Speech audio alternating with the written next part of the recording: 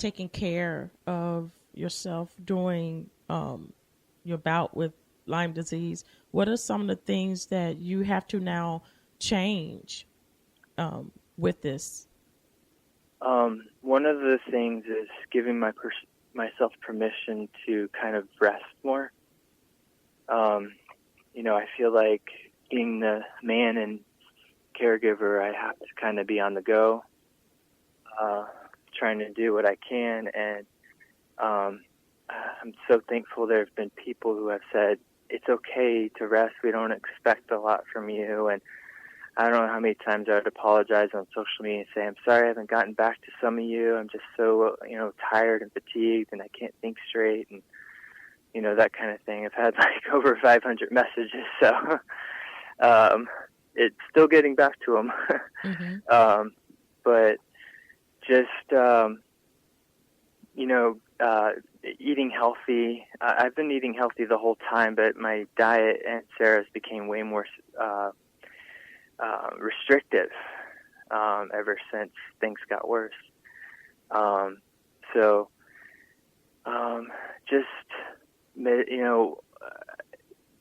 Just laying low, not trying to stay off my feet for the most part.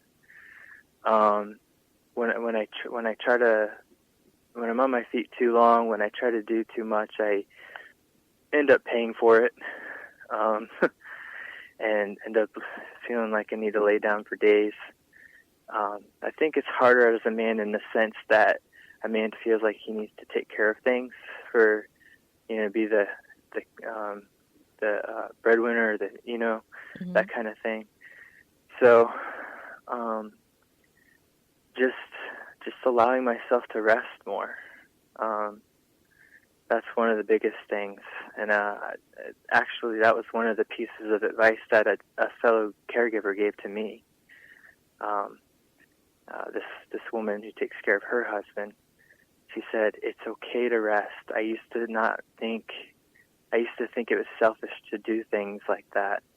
But now it's important to know that, because then you can do more when you rest. So I guess that's one of the things. And another is, as far as on the other end, I know that, the love offerings can come and go, and I've been trying to be creative, like what can I do if, I can't do certain physical things, what can I do from home?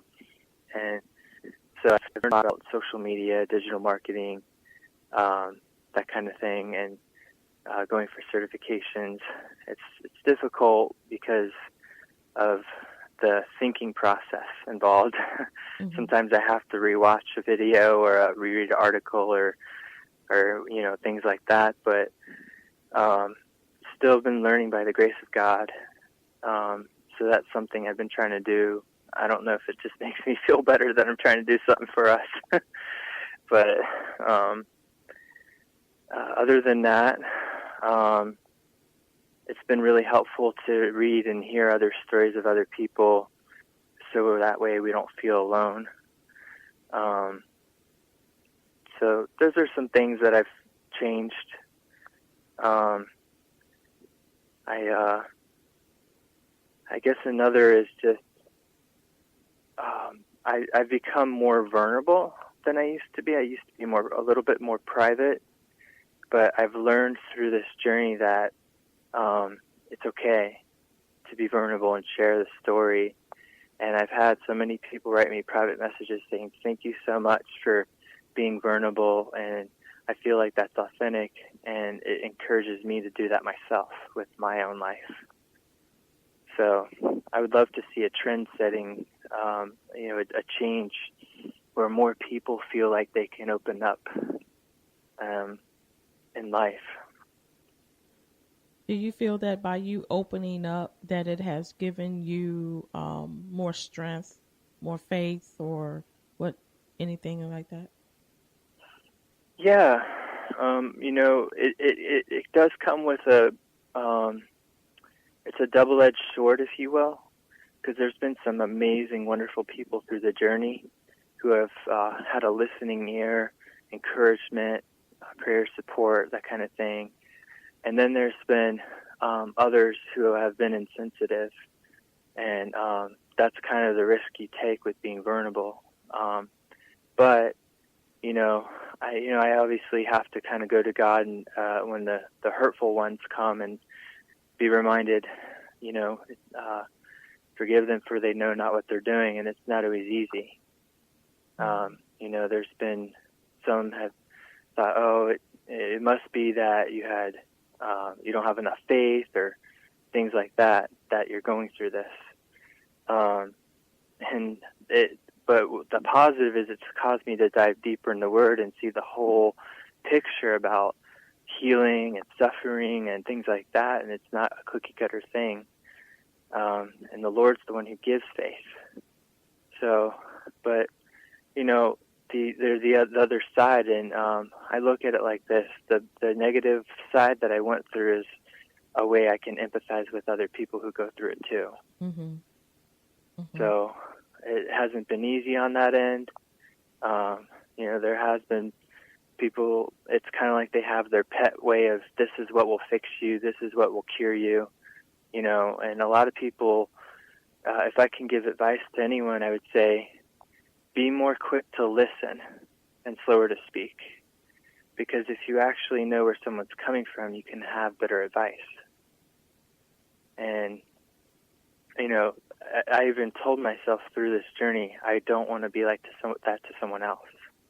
I want to listen more and listen with my heart. There's a story in the Bible in the book of Job that when Job went through all he went through, in the beginning his friends did what was right. They actually listened and mourned with him.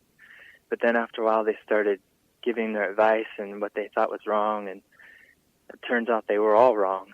Mm-hmm. And they had to be, God said, you better basically hope that Job prays for you. So through this journey, I thought one of the most powerful things that people surrounding someone, whether it's a caregiver or the one they're caring for, or both, is listen. Listen to their heart. Listen to their story.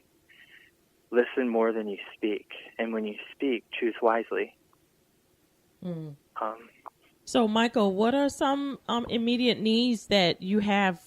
One of them would be, as a family unit, we're looking for a safer home in the Palm Bay area that's kind of close to where my mother-in-law works, within the budget, and her personal budget is $850 a month, but she can go up to around $1,000 a month for a rental, a house rental.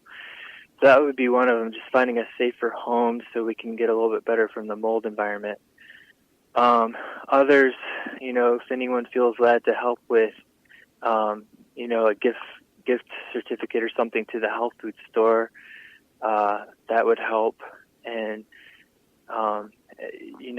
that someday in the future, if people could just keep their eyes out, Sarah and I try to get better. We've heard the Southwest United States is really good for people like us with our health condition, low chance for mold and Lyme-carrying ticks. So one of the places we heard of is Arizona, and you never know, somebody might know somebody or something like that out there.